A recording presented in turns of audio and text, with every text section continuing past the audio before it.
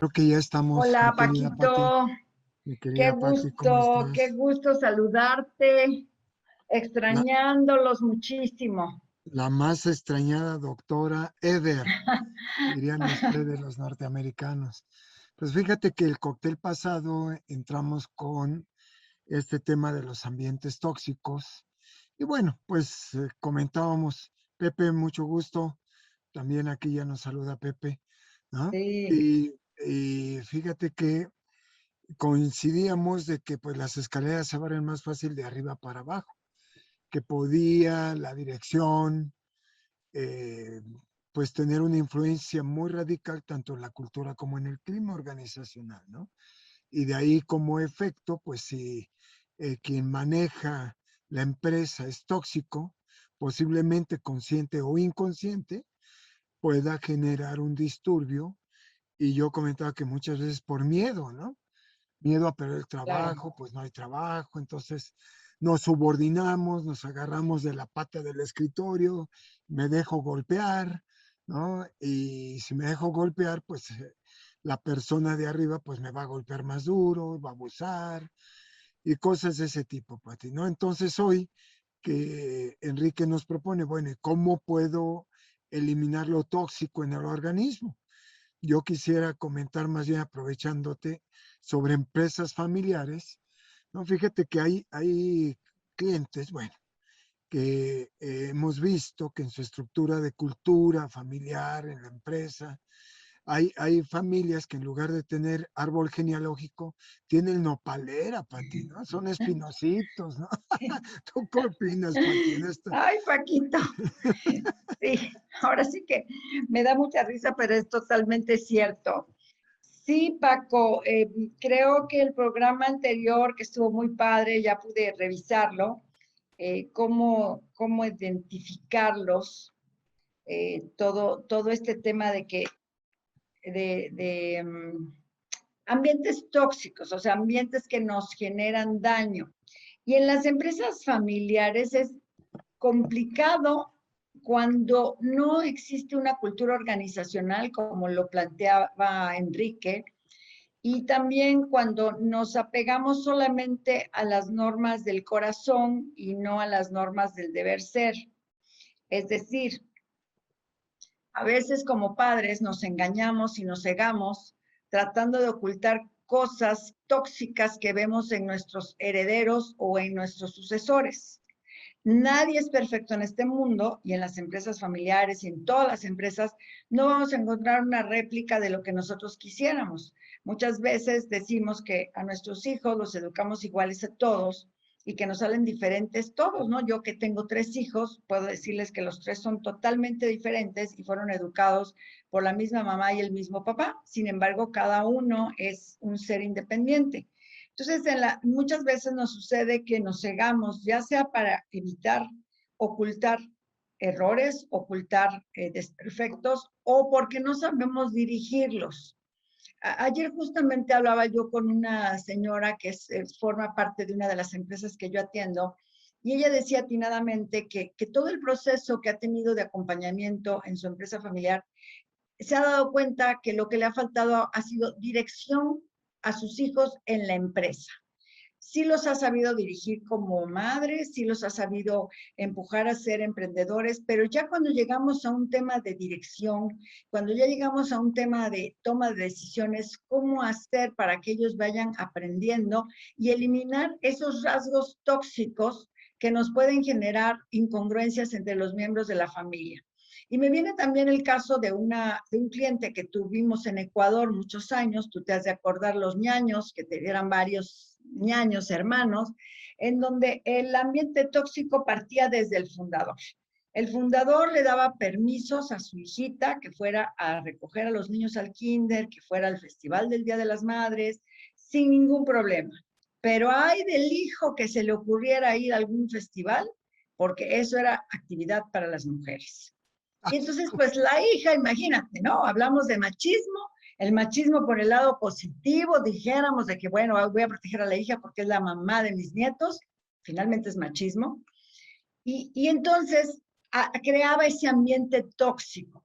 Entonces, los papás que no nos atrevemos a identificar esas relaciones tóxicas que vamos generando con nuestros hijos o nuestros sucesores y nuestros colaboradores, tienden a generar un ambiente tóxico en general y se va permeando a los demás colaboradores. Bueno, eso quisiera como que abrir, Paco, quizás me extendí de más, discúlpame, continuamos. No, y fíjate que, bueno, déjame meter un ruido biológico. Aquí me dice José González, abrazos José, gracias por estar. Mira, ya Enriquito ya se unió.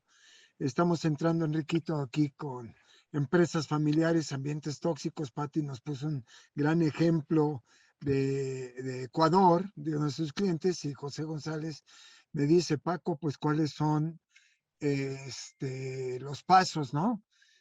Lógicos para ser una empresa tóxica. Antes de eso, José, déjame pelotear tantito con Pati y con Enrique sobre esto que dices del machismo. Fíjate que no sé si estoy loco, pero esto de la biología del ser humano, ¿no? Ya ves que Darwin nos decía que el ser viviente que más va a perdurar ni es el más fuerte ni el más inteligente, sino que el mejor que se sepa adaptar a su medio. Entonces yo traigo un dilema fuerte ahí del machismo, porque lo aventamos como el inicio de la toxicidad. Pero ¿qué opinan ustedes, Enriquito y Pati, ¿no? De que Bueno, colegas que nos atienden. Yo creo que si hay machismo, el machismo es efecto. Primero sí, hay claro, embrismo, ¿no? Si hay claro. machismo es porque primero hay embrismo, ¿no? Sí, sí, sí, claro. Y ponía el ejemplo de estos ñaños de Ecuador porque venía muy al caso, pero definitivamente esto tiene raíces más profundas, Paco.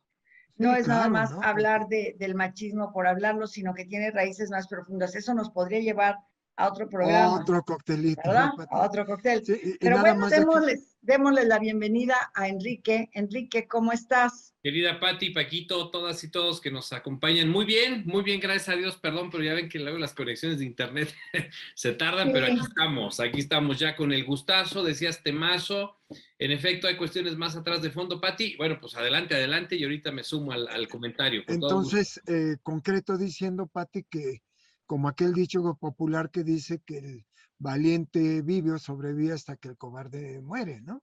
Así hay machos porque pues se le permite esa injusticia social tal vez a una persona Ujú, macha, ¿no? Así a ujú. pistola y a caballo y sombrero y guaraches, como me decía alguien de Europa, cuando me decían vestido de traje, me decían, oye, tú mexicano, ¿y por qué no traes sombrero y guaraches, no?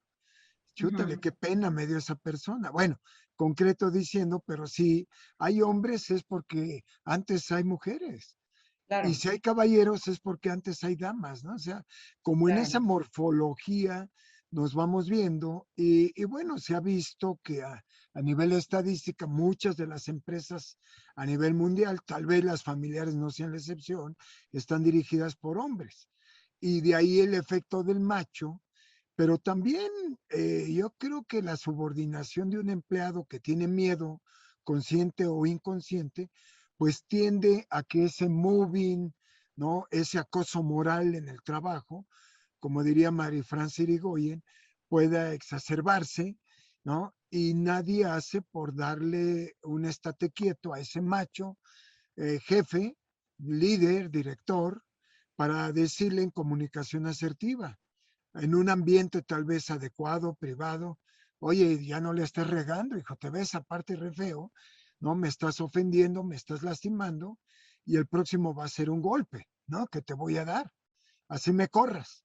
Pero bueno, Enriquito, pasando lo que dice Pati, pues te damos la bienvenida y el micrófono, ¿no? Muchas gracias, Paquito, Pati. Chulada de tema. La verdad es que hace 8 días tuvimos el abordaje. Gracias a todas y todos los que nos acompañan. Un gusto que estén.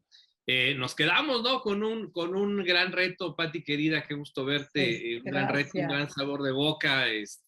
Fanny, muchas gracias por el respaldo. Y fíjense que, bueno, el punto tiene varios abordajes, ¿no? Eh, Hablábamos de antecedentes, hablábamos de cuestiones sociales, el moving, ver las actualizaciones que tiene. Y fíjense que voy a dar pauta y entrada a la pregunta que me hace José González, que dice, ¿qué es más importante en la construcción de empresas libres de toxicidad? las políticas, los códigos, la ética, los procedimientos, la misión, la visión, las normas. Bueno, antes que todo eso, porque todo eso está, por supuesto, en el mismo ciclo y lo vamos a ver más adelante, tendría que ver dos cosas, José, la conciencia y la actitud.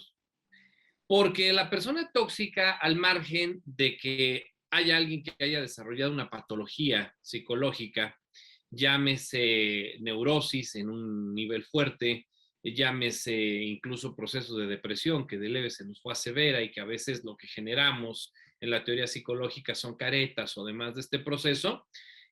Todo lo demás, por supuesto, que regula y da un marco, ¿sí? Querido José, para que las cosas, pues no, digamos, superen este tipo de cuestiones, pero sobre todo hagamos un llamado como un piso parejo a esta parte de la toxicidad. El que es tóxico es consciente, ¿eh? O sea, y Pati y Paquito lo sabemos en la consultoría de empresas. O sea, el que es tóxico es consciente, ¿no? O sea, realmente por eso dije lo de la patología. Bueno, pues a lo mejor alguien que está en la empresa y lo ha desarrollado y que nos dimos cuenta poco a poco. Pero al día de hoy, siglo XXI, seguimos teniendo personas que ponen el pie, que generan grupos, que meten chismes, que generan ventajismos.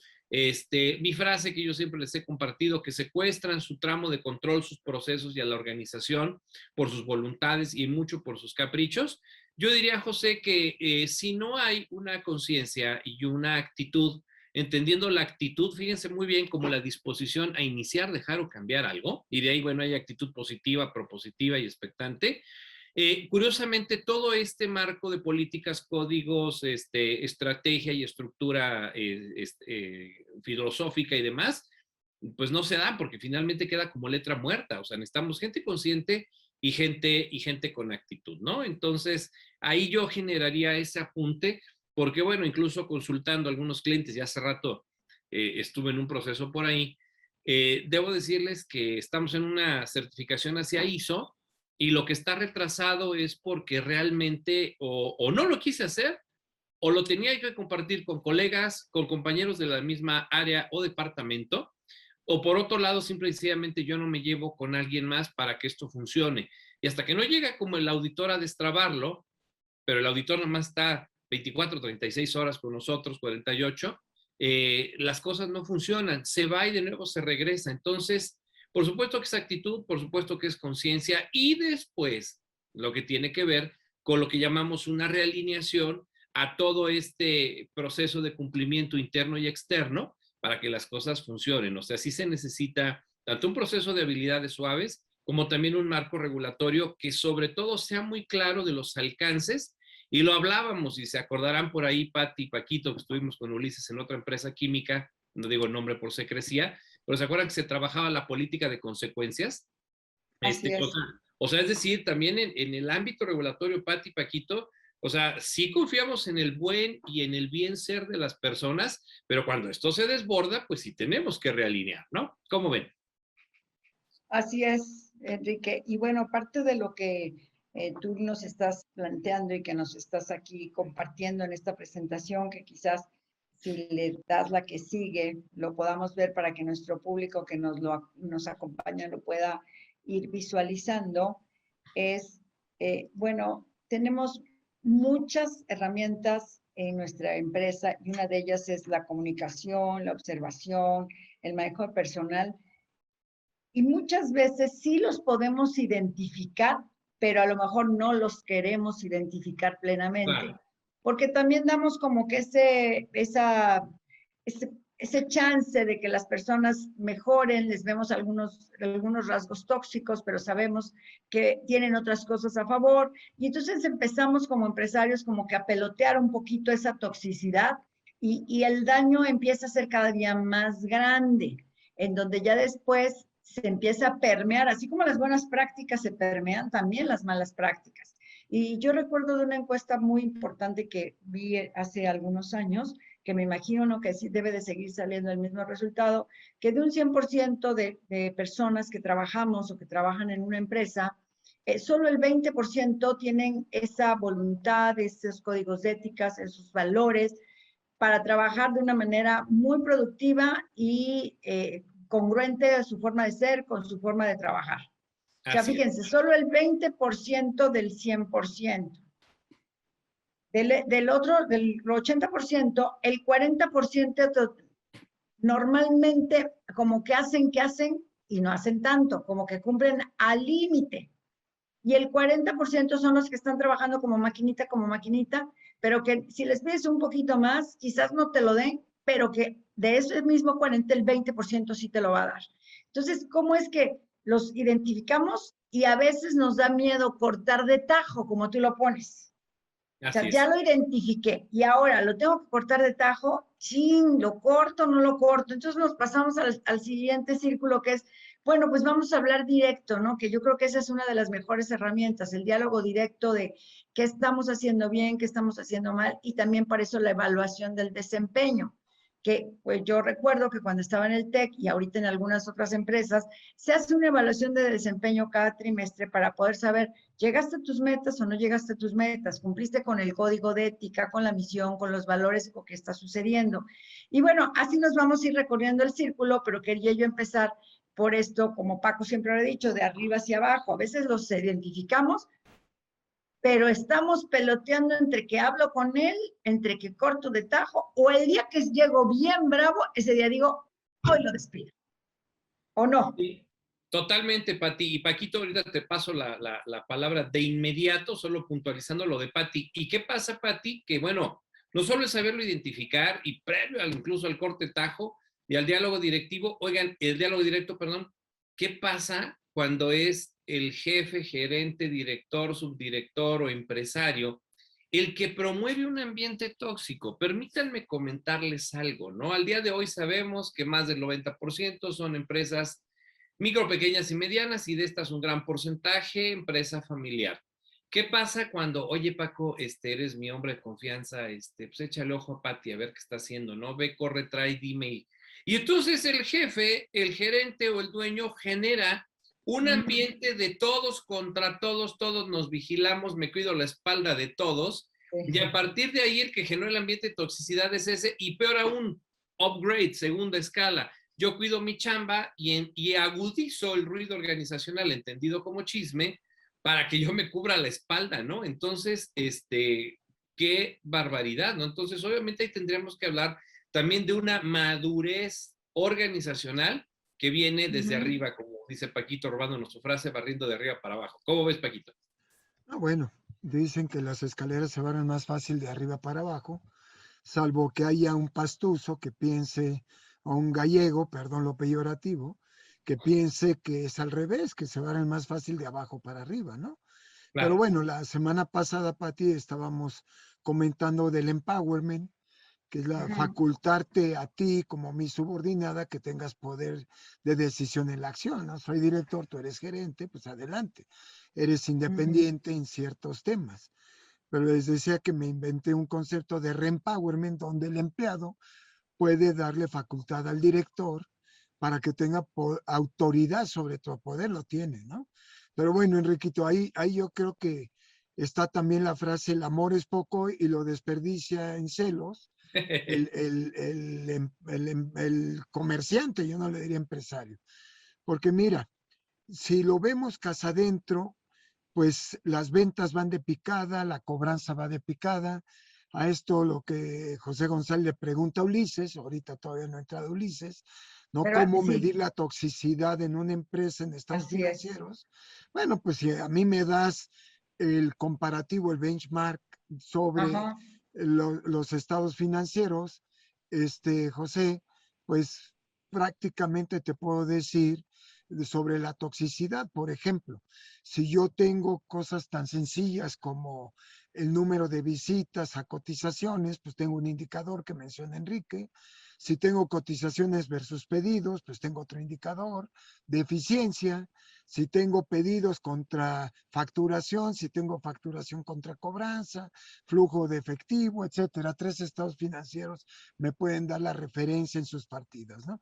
Pérdidas y ganancias, balance, flujo efectivo, por decir los macro reportes. Los micro reportes, pues ya cuentas por cobrar, ciclo de conversión del efectivo, rotación de empleados, ¿no? Días cuentas por pagar a proveedores, ciclo, etcétera, de negocio, ¿no? ¿no? Entonces, tenemos cerca de unos 8 o 2 indicadores de dirección y como 40 de gestión y como otros 500 de operación, ¿no? Depende de qué quieras medir, José. Pero la toxicidad, yo la mediría sí un benchmarking interno respecto a la propia empresa en otros periodos. Hoy este periodo de 2 años es atípico por la pandemia. Aún así lo podemos medir, pero mejor aún, José, si tenemos información de la competencia. Y yo dudo que a un director tóxico, Pati, Enrique, le interese siquiera. No es que Claro, sepa, sino que quiera medirse contra la competencia. Esa es una parte de toxicidad corporativa, que cómo lo frenas, cómo lo destruyes, ¿no? Bueno, esta persona no se ha dado cuenta que desde casa y bajo su control está destruyendo el valor de su propio patrimonio si fuera empresa familiar. Si no, si es empresa no familiar, aún así está destruyendo la parte patrimonial a una velocidad impresionante. O sea, la competencia te está robando pedidos y no te estás dando cuenta. Te está robando a los clientes principales, a los proveedores, bueno, a la gente talentosa y no te has dado cuenta. ¿Por qué? Porque tú estás adentro de tu oficina. Y el tener muros o silos, como le llamamos la semana pasada, ese silos management, Patty, es destructivo por naturaleza, ¿no? Ya Peter Drucker me enseñó en un curso el management by walking around, ¿no? O sea, si vas a hacer asuntos de oficina, tú, director general, pues de 7 a 8, ¿verdad? A las 8 se abre la operación, pues a caminar el proceso donde se construye el valor. Se te quedó todavía proceso administrativo de dirección, bueno, pues de 6 a 8 de la noche, ¿no? El tiempo rico que debes de estar en comunicación, en contacto con tu gente, con el proceso, los proveedores, los clientes, tiene que ser, según el doctor Drucker, la carnita de las relaciones, ¿no? Como dice el dicho, Pati, santo que no se ve. Tanto que no es visto, no es adorado. así es. ¿Qué opinas, Pati, no? Sí, definitivamente. Y Fíjense ahí, que, perdón, adelante, Pati. nada más para complementar lo que decía Paco, que nos estaba preguntando José, es por eso tan importante cómo debemos de llevar ese flujo de efectivo, porque ahí empezamos a estar viendo el indicador de los estados financieros. Está muy bien revisar los estados financieros, me parece que es excelente herramienta, pero cuando aprendes a manejar los flujos de efectivo, creo que te da muchísimo más sensibilidad para que puedas detectar en dónde están los puntos importantes para atacarlos. Entonces, nada más era como para acotar esto en lo que entra Sí, de ahí nuestro para buen atrás. Ulises, y de ahí para atrás, exactamente. Primero el cash y después de ahí para atrás. Exactamente. Cash is the king. Cash is Ok. the key. Y fíjense que, bueno, y de manera así también muy concreta, ¿cómo lo vemos, no? Vuelvo a decir, dos casos los he traído muy de cerca con clientes.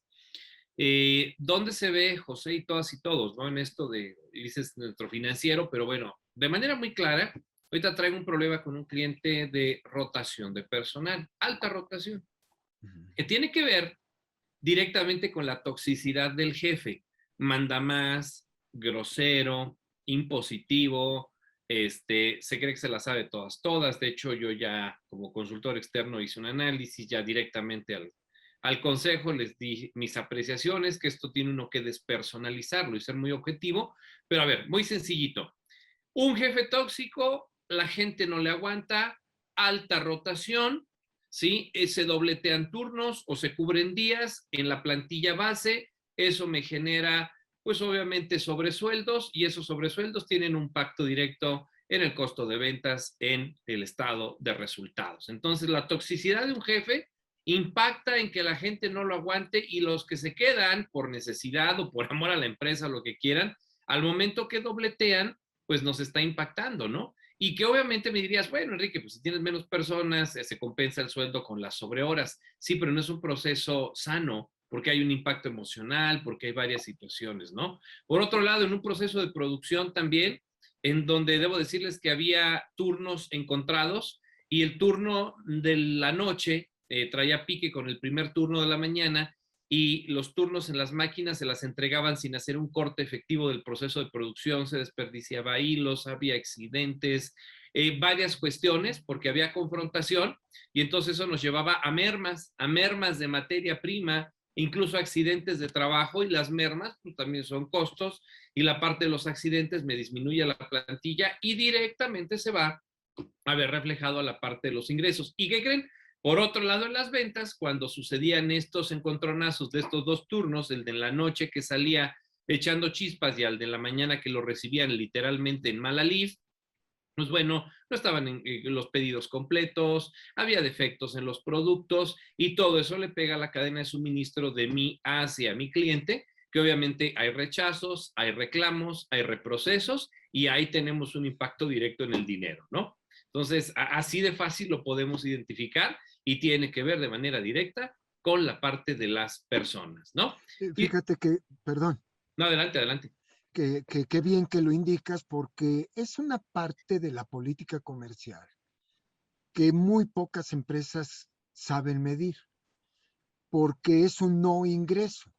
Así es. Por ejemplo, si yo tengo, mencionas el estado de pérdida y ganancias, normalmente vamos a las ventas netas y de ahí le resto el costo, los gastos, me queda la rentabilidad, la utilidad. Pero poca gente sabe lo que es la ecuación de ventas brutas a ventas netas, ¿no? Por ejemplo, si yo tengo en ventas brutas 140 pesos y le resto descuentos, devoluciones, bonificaciones, cupones, eso por las normas financieras es un no ingreso y me quedan los 100 pesos de venta neta. Esa es una primera parte que hemos estabilizado con clientes de política comercial, ¿no? Y un jefe tóxico ni siquiera ve la burocracia que hay en lo que bien acabas de decir, una devolución. ¿A costa de quién? Pues imagínate, tú le entregaste la cajita al cliente, el cliente te la devuelve, ¿y quién va por la cajita? La empresa, fábrica del cliente. Pues tú, ¿a costa de quién? De tu budget. ¿Y dónde lo registramos en los estados financieros? ¿Me explico? Y luego mete la cajita a tu empresa y a lo mejor tiene que pasar por control de calidad para ver si puedo recuperar. Bueno, pues el empaque a lo mejor está destruido, pero a lo mejor el producto interno empacado lo tengo que remanufacturar, regresar al proceso, regresar al almacén de producto terminado. Oigan, ¿y esos costos de quién los paga? ¿El cliente? Mira, me chupo el dedo, ¿no? Sí. Entonces, un director tóxico, al irse adentro, hay indicadores bien cualitativos, pero que los observamos en consultoría. Se llaman juntitis, reportitis, vivorandum, parsimonia, ¿no es cierto? O sea, al cliente no le interesan ni nuestras juntas, ni nuestras políticas, ni procedimientos, en la medida que eso no se conviertan en SLAs para cumplir los CSIs, o sea, los índices de satisfacción del cliente, los niveles de acuerdo del servicio interno, siempre y cuando sean contractuales y firmados por el cliente. El cliente es el que pone las políticas, qué, cómo, cuándo y con qué se va a hacer la entrega de valor. Y cuando un vendedor amateur no sabe estabilizar esto con su cliente, pues ahí empiezan también dolores de cabeza. Cuántas llamadas, cuántos reclamos, cuántos seguimientos. Y esos costos de propiedad y de oportunidad, ¿quién los está midiendo? Los retrasos, deja de eso. Entonces, esas subculturas provocadas por lo que ya bien decías, Pati y Enrique, ¿quién las está midiendo en los estados financieros?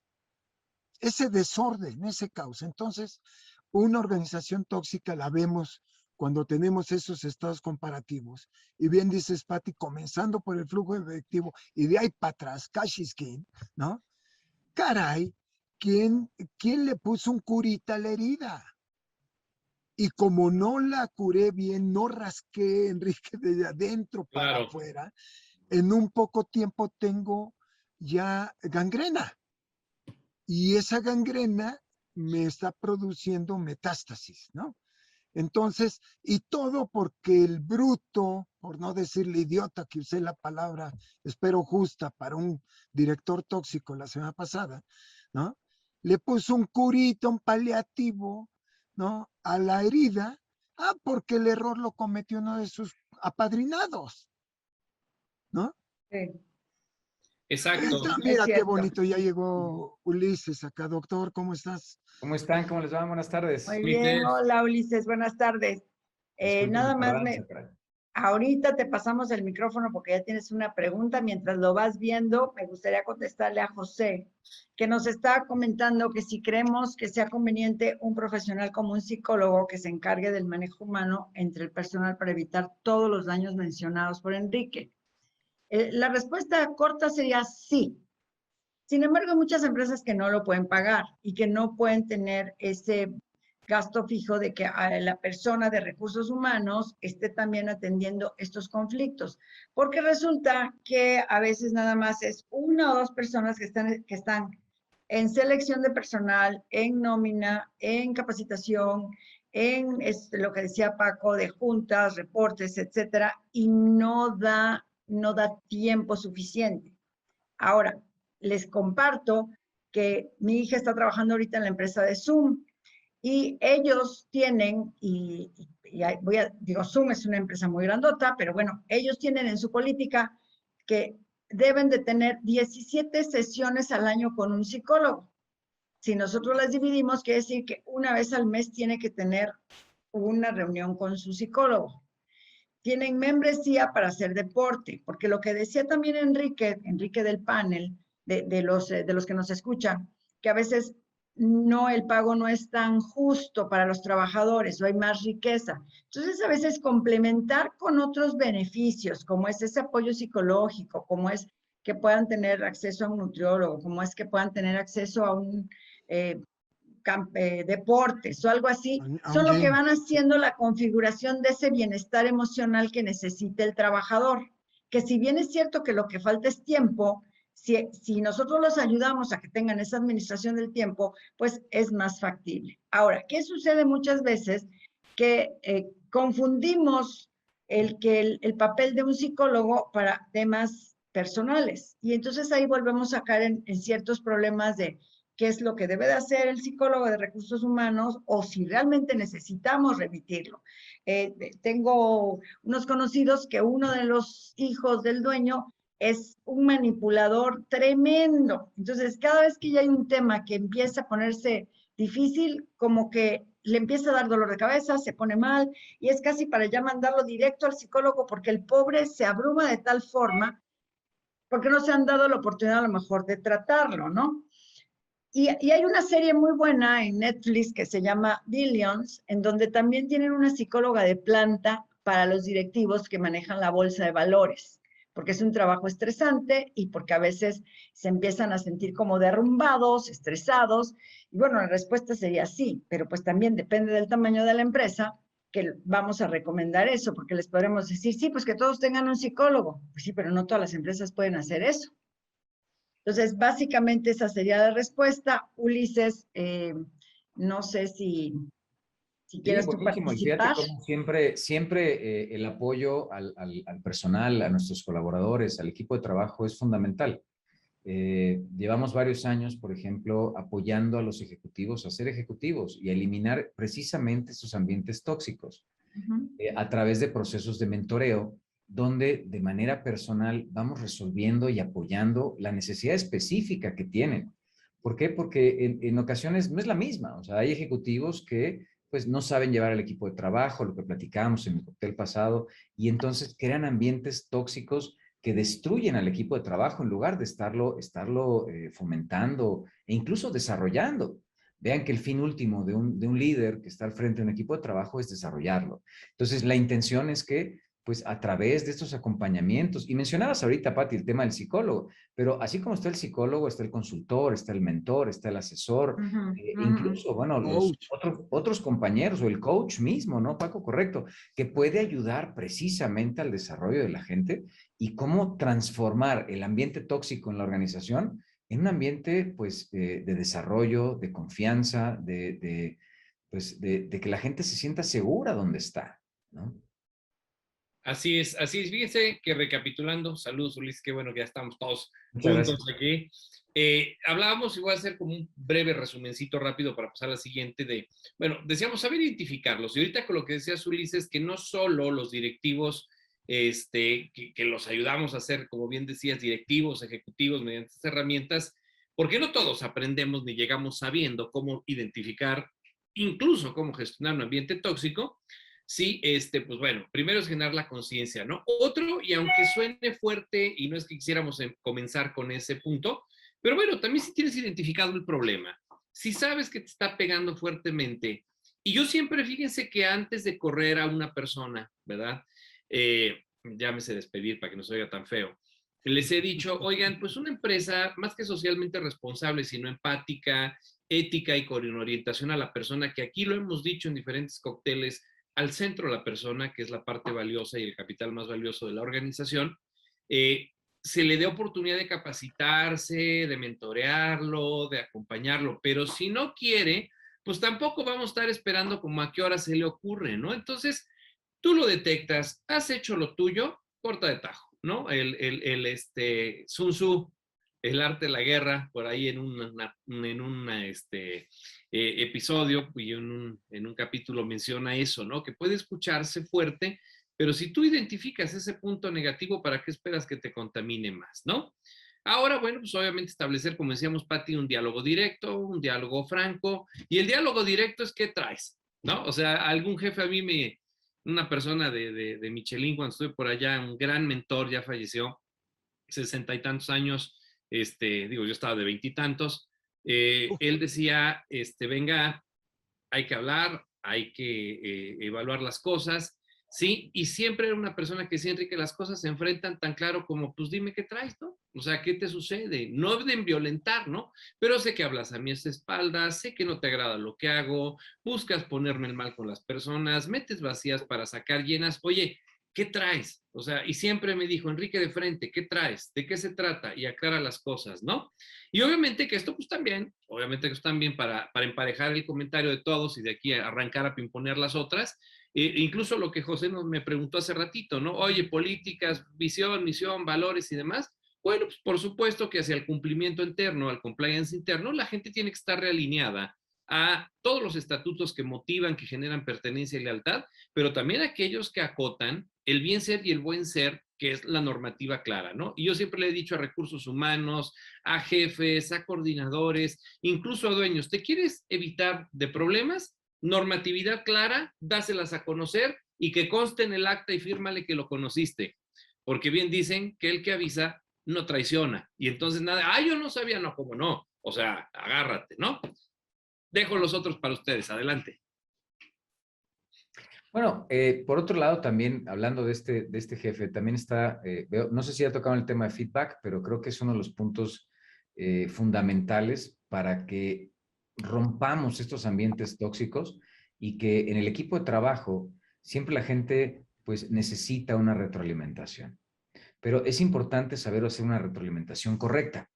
¿Por qué? Porque retroalimentar no es regañar gente, ¿no? O sea, yo creo que es el primer principio. Retroalimentar es poder darle el mensaje correcto a la persona correcta en el momento correcto.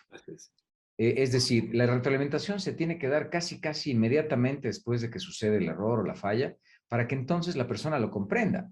O sea, hay gente que no sabe qué hizo ayer y tú lo estás regañando, le estás llamando la atención o da una retroalimentación de lo que hizo hace una semana, pues bueno, por supuesto que no va a entender ni siquiera por qué le estás llamando así la atención.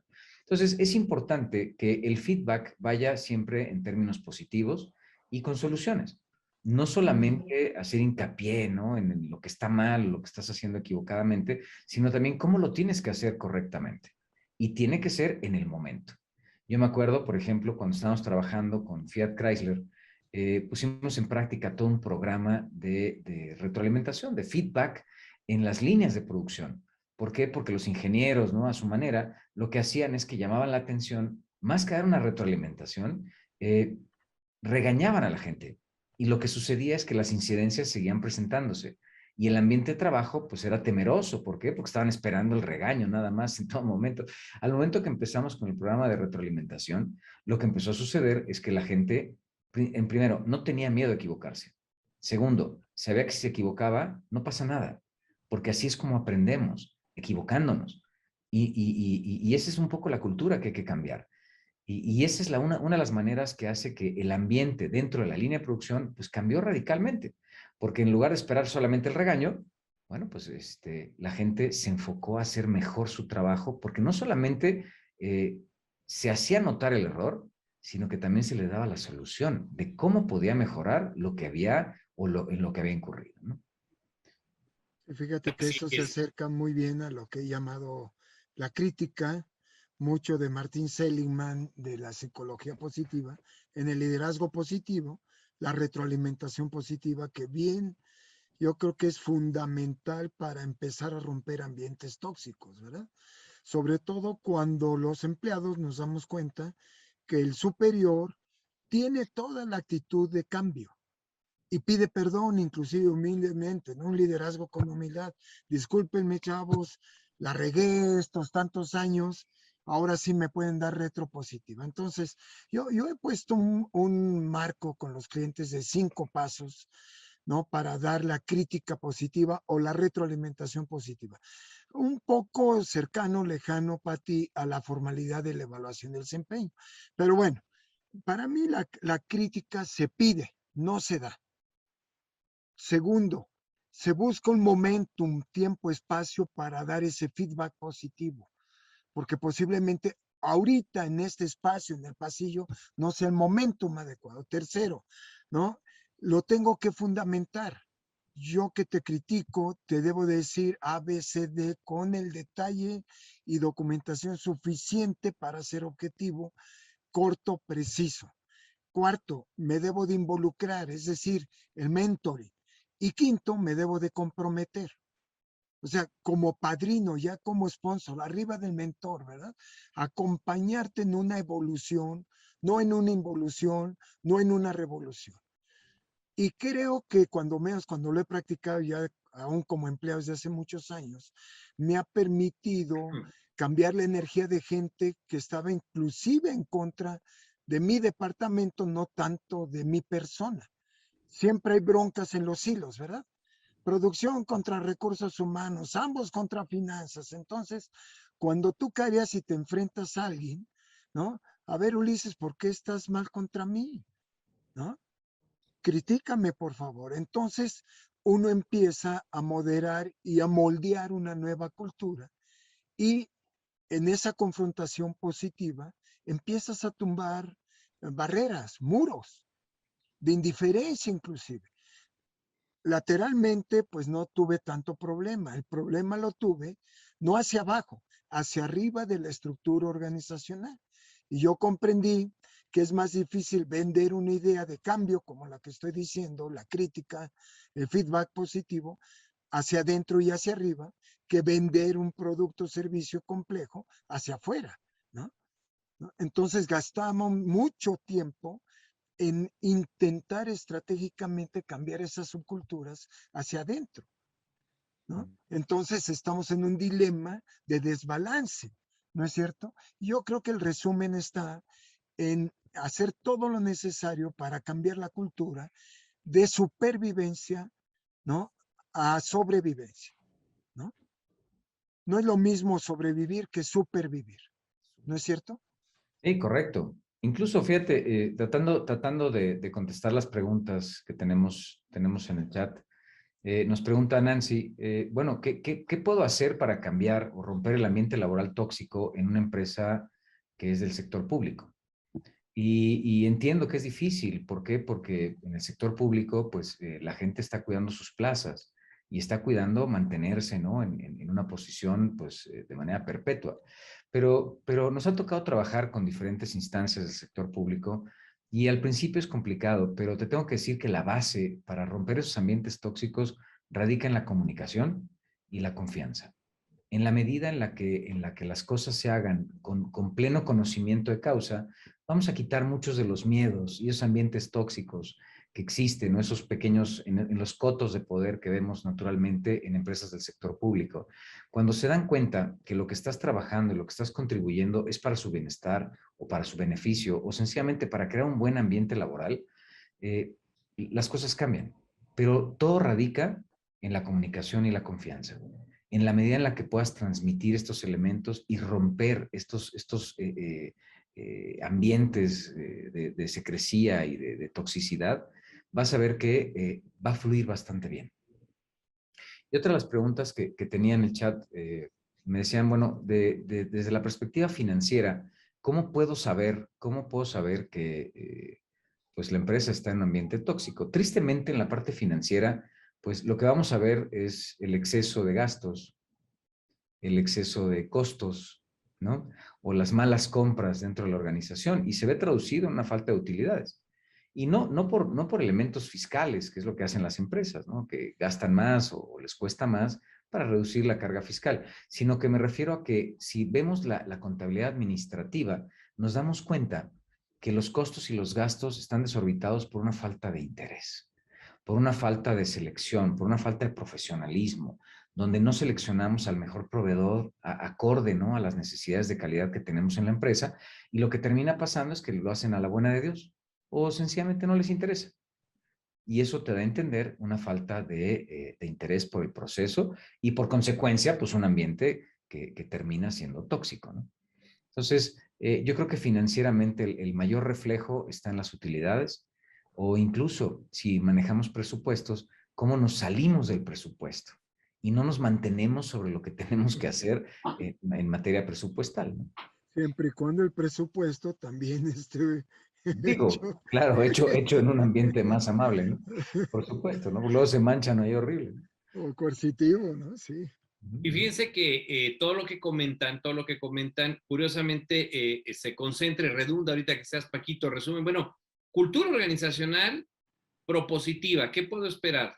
Eso me motiva a hacer cosas nuevas. Expectante, ¿sí? ¿Qué es lo que puedo yo desarrollar con base a un resultado y una orientación? Y positiva, ¿no? Que aún de situaciones negativas generemos cosas nuevas, ¿no? Y eso tanto en lo público como en lo privado. Y bien lo decías, Ulises, la confianza obviamente al centro en este proceso, pues se vuelve fundamental para poder mover de su, vamos a llamarlo, paradigma a las personas que en efecto sienten que por quitarles la plaza, algo que se capacita, algo que se desarrolla o algo que viene nuevo, pues sienten que va a tronar completo, ¿no? Y los directivos de ambos sectores, y complementando lo que dice Nancy, pues tienen que desarrollar esta competencia de la escucha activa, que la escucha activa es no solo lo que entra por el oído, sino ver formas, maneras, lenguaje, cuerpo, emociones y convivencia, tenerlo muy en claro y hace rato destacabas, Ulises, y la gran relación que con estos elementos puedo yo tener para hacer un feedback oportuno, efectivo, empático,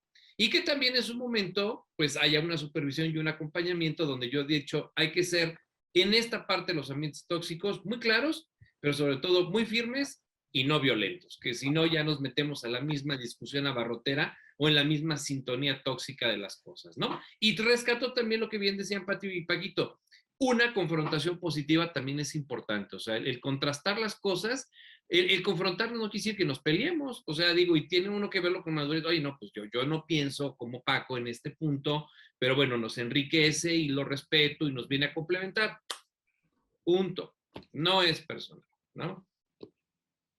Correcto, correcto. E incluso, bueno, hay otro tema también interesante, y lo comenta también José, acerca de la capacitación y de la importancia de la preparación.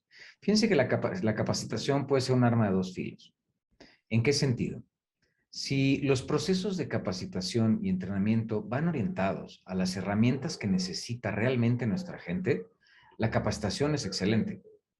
Pero si la capacitación va orientada a elementos que no necesitan, puede ser algo contradictorio y lo peor, se puede convertir en ese ambiente tóxico. Entonces, por eso es importante también hacer esta detección de necesidades previamente.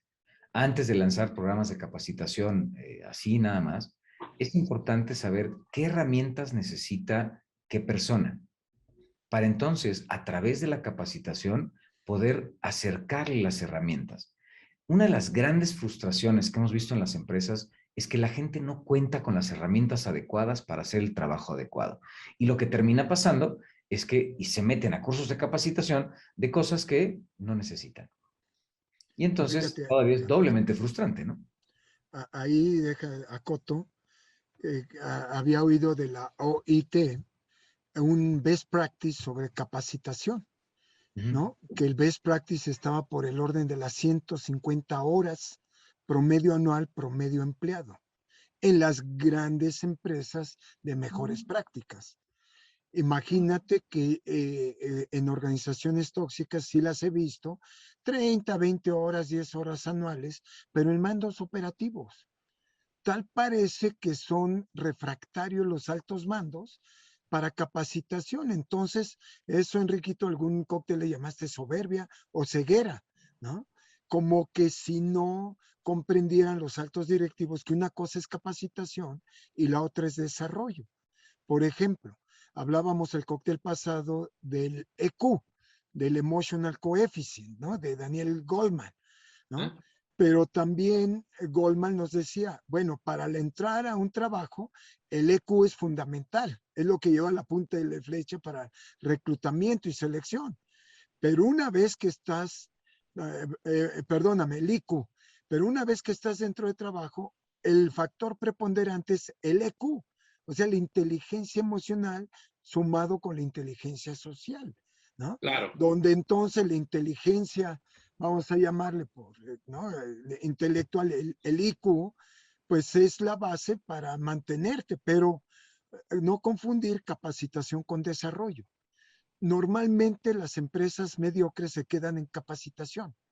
Ah, yo ya te di tantas horas, ya cumplí, sirva o no sirva, no me importa ver el reflejo en el lugar del trabajo.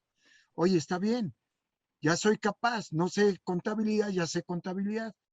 Y luego evoluciono en algún otro puesto y ahí me quedé. Entonces, un plan de carrera debería de ir complementado, Ulises, creo yo, con el DNC móvil. Debe de ser evolución, no debe quedar como un proyecto. Ya le di a Ulises capacitación, ya, se acabó. No, espérate. ¿Y el desarrollo y el plan de carrera? ¿Dónde está? Entonces yo diría mucho cuidado también con el plan de vida y carrera, ¿no? claro. Claro, porque puede causar frustración, o sea, me estás dando elementos, pero que no me llevan a ninguna parte, o ni siquiera sé a dónde voy a llegar, y entonces no hay un plan de vida, no hay un plan de desarrollo, no hay un plan de crecimiento. Eso también puede darle en la torre, pues precisamente a este entusiasmo, y es lo que hace que la gente entre en ambientes tóxicos. ¿Por qué? Y, y, Porque la, tiene una proyección. y la gente, perdóname, Ulises, colegas, la gente, según el estudio de Virginia Satir, que hizo por 8 años tantos gerentes de Latinoamérica, ¿por qué se retiran los gerentes que son muy buenos, los gerentes? Primera razón, Ulises, porque no hay plan de desarrollo, no hay plan de carrera. Perdón, ahí la dejo, ¿no? Qué Sí. frustrante, ¿no? O sea, la gente potencial no le tiene miedo a cambiarse de trabajo, ¿no? Y la segunda, la decías, creo, Enrique, la vez pasada, o tú, Ulises, perdón, y la segunda se cambian por el jefe, no por la empresa, Claro, claro, un mal jefe. Sí, no el así es. jefe. Adelante, Pati. Sí, justamente eso iba a comentar, ¿no? Y también ahorita hay que recordar los millennials, ¿no? Los millennials tienen muchísimo mayor poder de adaptación y si no se sienten a gusto con el jefe, con el sueldo que están ganando, con las actividades que están desempeñando, en 3 o 4 meses se van y se van a otro lado y pueden estar, antes era muchísimo más recomendable o lo que se hacía era que durabas muchos años en un trabajo para después pasar a otro. Ahora pueden durar 6 meses, 7 meses y están brincando y brincando. Entonces, ¿qué tanto nos estamos adaptando nosotros para poder estar atendiendo este tipo de colaboradores y que también nos sean muy útiles o que generen valor en la empresa? Y bueno, Enrique, tienes una pregunta por ahí de José González que creo y también Ulises, porque si no el tiempo se va acercando. Sí, y bueno, antes de contestarla, quisiera yo nada más, Pati, digo, y la iba yo a campechanear y compartir contigo y saborear contigo el último circulito de este esquema, ¿no? Y el perfil de buena fe y voluntad del colaborador. O sea, hoy incluso, ya hace rato que igual decía José que tan factible era tener un psicólogo de más, pues no necesariamente se está haciendo un proceso de psicólogos la parte de reclutar buenas personas. Y entonces eso ya hay más trabajo en torno a las investigaciones y demás, de bueno, y tus empleados tienen buena voluntad y buena fe hacia el trabajo, son transparentes, honestos, directos, éticos. Y por otro lado, esto está llevando mucho este término, yo creo que Paquito, Luis, Pati, sabemos citar esta institución donde hoy hablamos hasta de florecimiento humano. Y este término empieza a salpicar a diferentes contextos y sectores, porque hablando de plan de vida y carrera, este ideal superior de florecimiento humano es realmente cómo te sientes. Y ahorita que decías de los millennials, Pati, si estos chavos no sienten dos factores clave de sus insights, sentimientos y sensaciones, se mueven y ahí nos vemos, ¿no? Y entonces la empresa hoy voltea hacia una relación de alta responsabilidad que, paralelo a plan de vida y carrera, busque realmente que eso los lleve a sentirse personas y considerados y valorados y con upgrades de crecimiento más amplios. Adelante. Es un tema de actitud, ¿no, Enrique? O Sí. sea, es el tema de querer hacer las cosas, el tema de creerme las cosas y entonces las ejecuto. Incluso parte de la pregunta que nos hace José acerca de pues, el autodesarrollo, la autocapacitación, yo creo que es fundamental. O sea, va a llegar un momento en el desarrollo profesional donde pues prefieres hacerlo por tu cuenta y empezar con este programa de lectura o de desarrollo personal, pero vuelvo a lo mismo, es un tema de actitud. O sea, si lo quieres hacer, si tienes la voluntad de hacerlo, lo vas a hacer, porque nadie más lo va a hacer por ti. No sé si estén de acuerdo conmigo. O sea, nadie te va a empujar y te va a decir, a ver, mijito, tienes que hacer tal o cual cosa. Pues claro que no. O sea, la idea es que tiene que venir de una iniciativa personal, de Así querer salir adelante, de querer transformar el ambiente en el que estás. Y la mejor manera de hacerlo es educándote, o sea, es capacitándote, entrenándote. Aunque es bueno el autoestudio, también te quiero recomendar, pues prepárate, termina una licenciatura, termina una maestría, haz un diplomado o sencillamente toma un curso. ¿Por qué? Porque es la base del desarrollo, o sea, aprender de los demás. Y qué mejor que aprender de gente que está entrenada y capacitada en ese tema que a ti te puede ayudar a lograr tus objetivos y tus metas, ¿no? Y hay nada más de refilón, en efecto, lo que dice José, dice, oye, háblanos acerca de la importancia de desarrollar accountability, ¿no? Curiosamente, hoy dentro de la filosofía organizacional, el conjunto, cuando hablamos de planeación estratégica y todos aquí lo manejamos, se establece la visión o propósito, y entendido que ya casi la visión está sustituida por el término propósito, la misión, los valores, ¿sí? Incluso un pequeño párrafo o mejor dicho, una pequeña oración de filosofía, dime en pocas palabras lo que es tu empresa, y no necesariamente un eslogan, y el accountability, ¿no? Y hay quien me dice, oye, los valores y los términos de accountability no se confunden. No, pues los valores nos rigen y se proyectan incluso a toda la cadena de suministro. El accountability, to be an accountable person, es aquella persona que vive realmente esos valores y que dice, en esta organización somos eficiencia, en esta organización somos trabajo en equipo, en esta organización somos transparencia, en esta organización somos lealtad, ¿no? El accountability define mucho el cómo se vive por dentro y hacia adentro de la organización, y eso catapulta pues todo lo demás, ¿no? Entonces realmente es algo importante y derivado de una realineación estratégica donde realmente la persona sabe para qué está trabajando en la organización donde trabaja, ¿no? Más o menos. Muy bien. Oigan, pues nuevamente un cóctel más que se va como agua. Sí. Ay, sí, rapidísimo. Exquisito el tema. Sí. ¿No? Pues muchísimas gracias. Gracias a todos por acompañarnos. Gracias, Pati, Paco, Enrique. Una vez más, un cóctel exquisito, un tema fascinante, ¿no? Cómo transformar a la gente en la organización, cómo transformar el ambiente tóxico en la organización.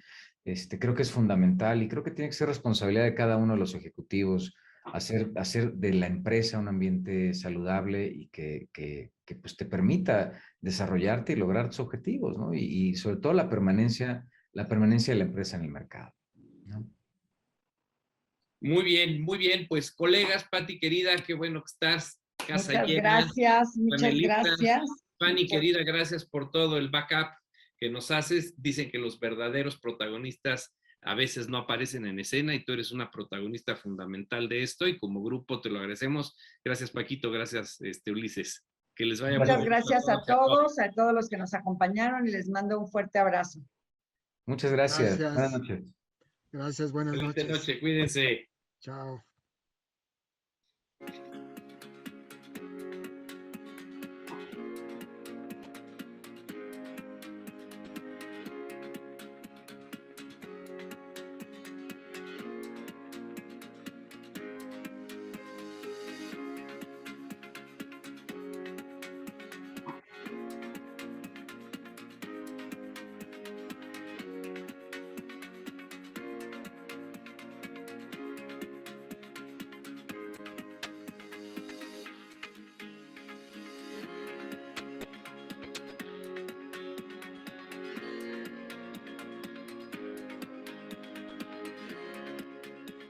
Reconocen sus carencias, reconocen que son finitos, reconocen con humildad que no pueden hacerlo todo en la organización. Entonces, aquí algo interesante es, estos grandes empresarios no están solos. Hemos hablado de perspectivas, manejo una planeación, ¿no? Con la anticipación, sumando el conocimiento, entendiendo que la suerte, pues no viene sola. Incluso dicen que la improvisación es buena, pero si tiene fundamento mejor. Y yo creo que estas personas han sabido sumarle precisamente eso. Pues este tipo de personas que deciden apostar por talento, por mayor capacidad, mayor preparación, también tienen que invertirle tiempo, porque a veces queremos dejar decisiones en una persona que contratamos a los 2 meses, le decimos, pues ya podrías tomar decisiones. Perdóneme, pero no es tan fácil tomar una decisión en una empresa mediana, pequeña, grande, y bueno, ya sí estamos hablando de mediana, en donde tú le digas que a los 2 meses pretendas que actúe como tú quisieras que actuara. Pero yo me pregunto, ¿y uno puede como nivel intermedio, un jefe, un supervisor, un gerente, también cambiar la cultura de la organización? Tú como colaborador, ¿te atreves al desafío de reeducar a tu jefe? ¿Aún que te corran? Eso está muy padre, Paco. ¿Cuáles son los pasos a seguir para estar preparado para recibir ese golpe de suerte? Yo te quiero decir, lo primero es tener un plan. ¿Qué es lo que quieres hacer? Definir a dónde quieres ir. ¿Cómo lo vas a realizar? Segundo, es fundamental que tengas un equipo de gente que verdaderamente apoye el plan. Pay peanuts and get monkeys, dirían los gringos, ¿no? Pues Tú sí. contratas gente mediocre, ¿cómo puedes esperar resultados de avanzada? Si queremos aprender a ser jefes, si queremos aprender a ser directores, tenemos que dejarnos guiar y tener un proyecto en donde tengamos mentoring con gente profesionista para aprender. Aquí de manera específica yo estaría hablando exactamente un poquitín acerca de qué tan comprometidos ahora están. Hablábamos del home office, hablamos de este tiempo buca, y el punto es que tiene uno que cambiar en mucho la disposición. Esa disposición transformada en una actitud que realmente trascienda en efecto eso de solo ser empleados, de solo ser colaboradores, a realmente desarrollar un proceso que sume realmente desde la identidad, la lealtad y el sentido de pertenencia, ir más allá de las metas, comprender no solo lo que me toca hacer, sino cuál es el fin último de la empresa. Prácticamente llevo 1 año de encerrón. ¿Qué he desaprendido y qué he aprendido? Muchas cosas, pero una principal, que toda mi vida es un sistema de decisiones. Y como tome o no tome decisiones me va a impactar, quiera yo o no quiera yo. ¿Quién maneja mi vida? ¿Mi suegra o yo? Pero hay que bromear como adultos, Pati.